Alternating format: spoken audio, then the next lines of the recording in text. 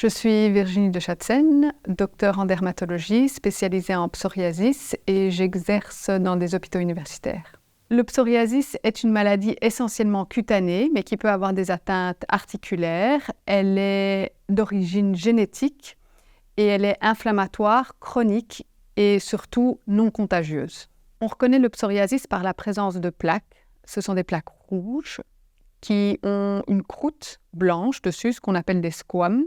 Pourquoi est-ce qu'elles ont des squames? Parce que dans la peau psoriasique, la peau se renouvelle trop vite, c'est-à-dire se renouvelle sur 7 jours au lieu de se renouveler sur 21 jours. Ces plaques, en général, sont dans des localisations assez spécifiques pour le psoriasis, c'est-à-dire les coudes, les genoux, le nombril, le haut des fesses, le cuir chevelu. Et souvent, ces plaques sont symétriques. Dès qu'on voit l'arrivée des premières plaques qui pourraient faire penser à du psoriasis, c'est important de se rendre chez son dermatologue pour pouvoir faire un diagnostic le plus précoce possible. C'est d'autant plus important de voir un dermatologue rapidement quand on voit ces plaques suspectes de psoriasis qui apparaissent, qu'en plus du psoriasis cutané, 20 à 30% des patients peuvent développer un psoriasis au niveau des articulations.